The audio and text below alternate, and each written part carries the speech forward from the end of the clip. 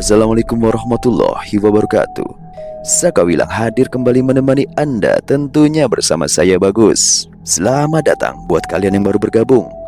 Dukung terus channel ini dengan subscribe, like, dan komen. Dan jangan lupa tekan tombol loncengnya agar kalian tak ketinggalan kisah-kisah lainnya yang akan diupload pada setiap harinya. Langsung saja kita masuk ke dalam ceritanya yang berjudul Warisan Sang Ayah. Terdengar suara anak-anak SMP yang ramai di dalam kelas. Terlihat juga beberapa anak berkeliaran di luar kelas dan yang lainnya berlari dengan riang gembira.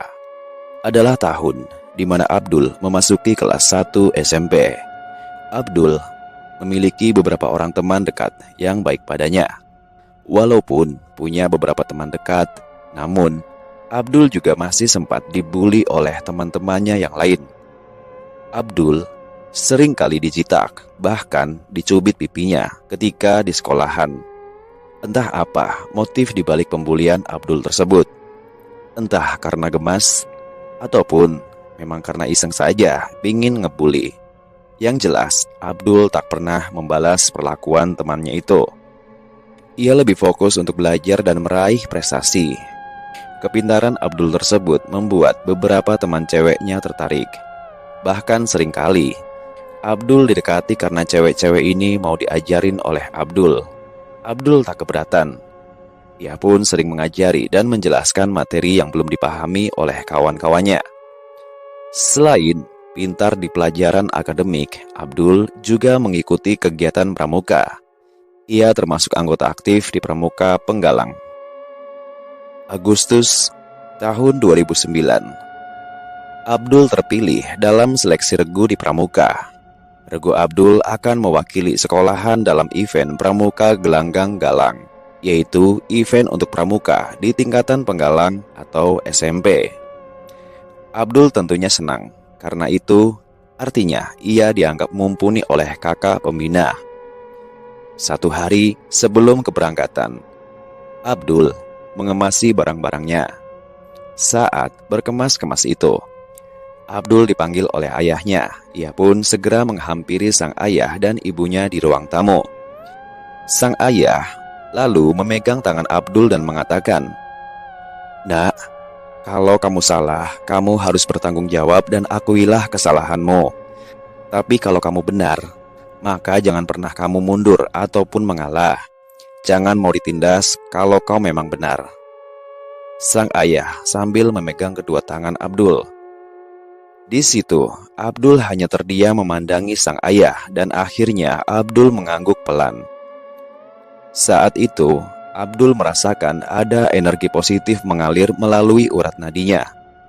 Ia tidak tahu apakah ayahnya hanya memberikan nasihat saja atau juga memberikan sebuah kekuatan khusus. Setelah itu, sang ayah memberikan uang saku padanya.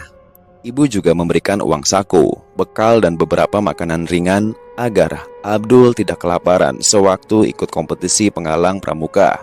Abdul menerima pemberian kedua orang tuanya dan langsung berkemas untuk besok. Esok paginya, Abdul berangkat ke tempat perkemahan, sementara ayah dan ibunya berangkat ke pasar. Tapi sang ibu sudah memerintahkan kakak Abdul, Kak Hendra, untuk memantau kegiatan adiknya. Berangkatlah Abdul dengan menaiki truk untuk menuju lokasi pramuka. Sesampainya di lokasi persami, regu Abdul segera melakukan kegiatan perlombaan yang juga kegiatan lainnya. Kegiatan yang dilakoni Abdul bermacam-macam. Ada tali temali, lomba mendirikan tenda, lomba membuat api, lomba simapur, lomba sandi morse, dan lomba-lomba lainnya.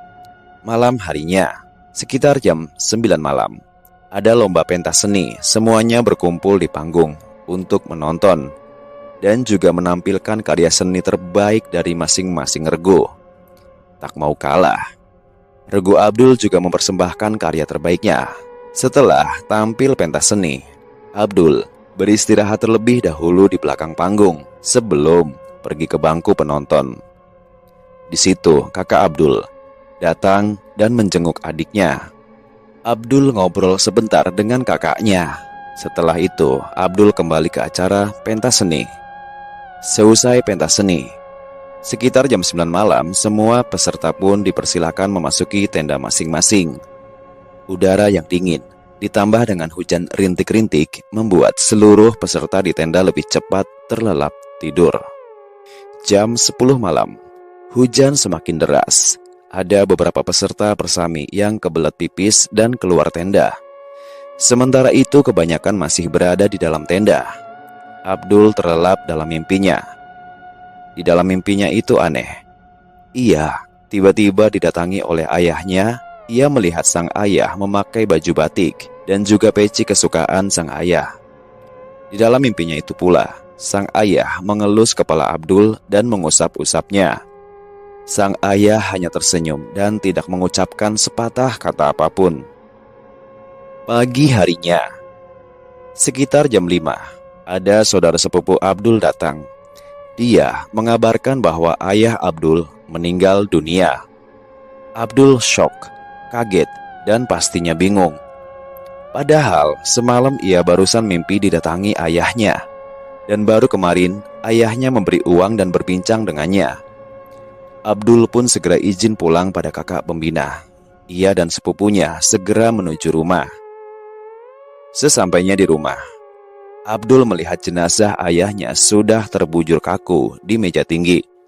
Beberapa jam kemudian, ayah Abdul diantar oleh warga di peristirahatan terakhir. Abdul hanya bisa diam, bingung dan sedih. Air matanya tak bisa menetes. Ia tertunduk lesu setelah kejadian ayahnya meninggal itu. Namun, ia juga semakin rajin ibadah.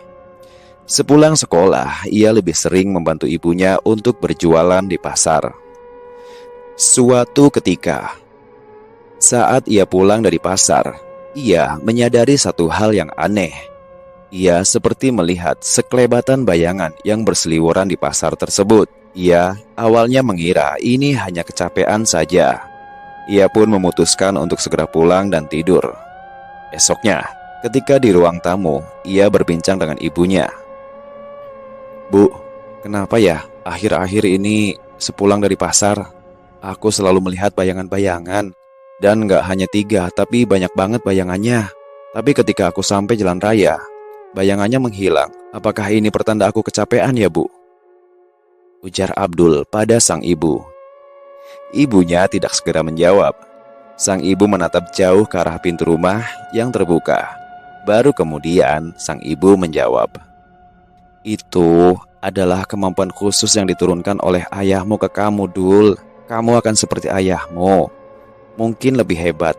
Tapi Dul, kalau kamu merasa bayangan-bayangan tadi mengganggumu, kau bisa istirahat, tak perlu ikut ibu ke pasar," ujar sang ibu.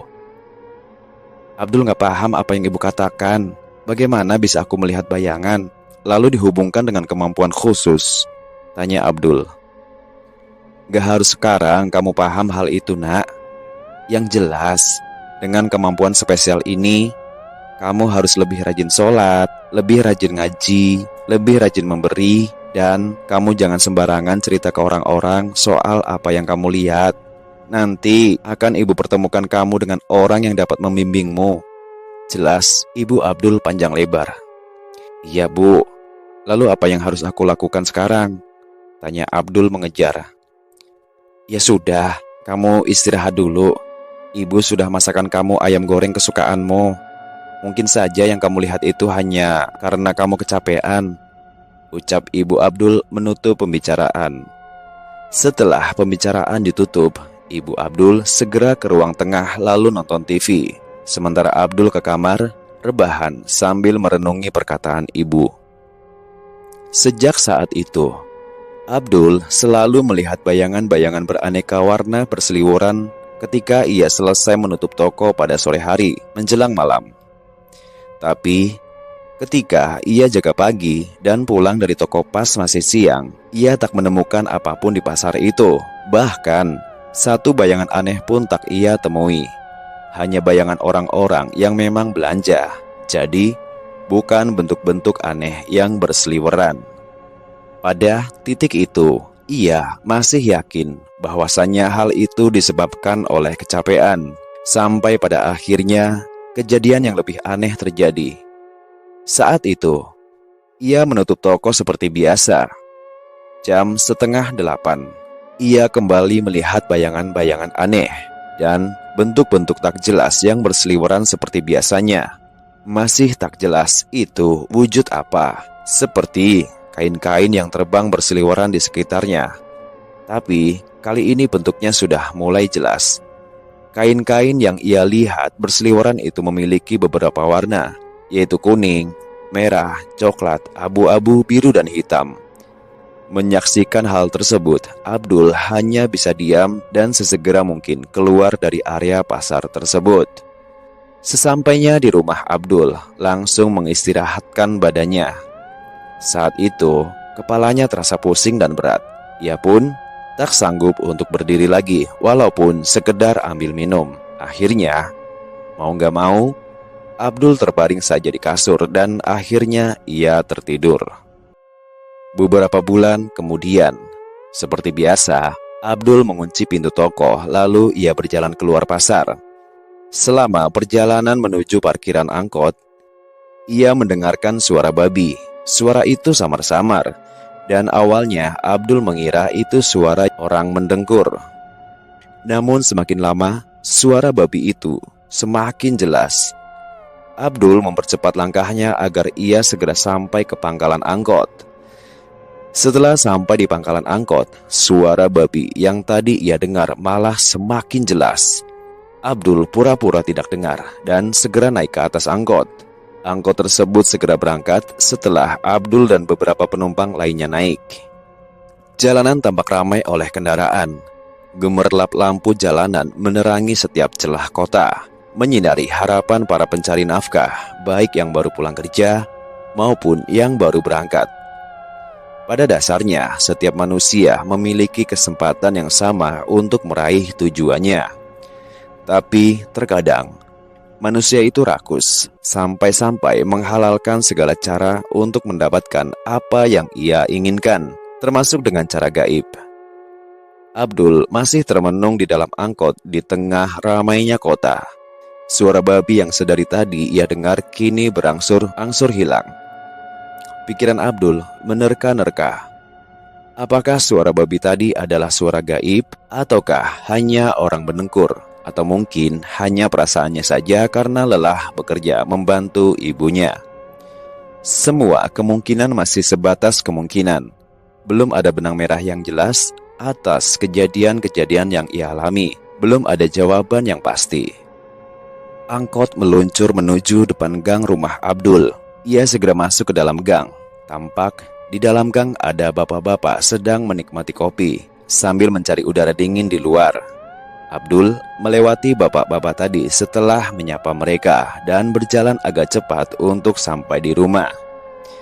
Sesampainya di rumah, ia segera mengetuk pintu, mengucap salam, lalu lanjut mencium tangan sang ibu. Ia pun lanjut duduk di teras dan berkata, "Bu, aku tadi mendengar suara babi berkali-kali. Suara babi itu gak hilang-hilang, Bu. Sebenarnya aku ini kenapa sih, Bu?" ujar Abdul. Si ibu pun menjawab, "Dul, kamu itu punya ilmu yang sama seperti ayahmu dulu.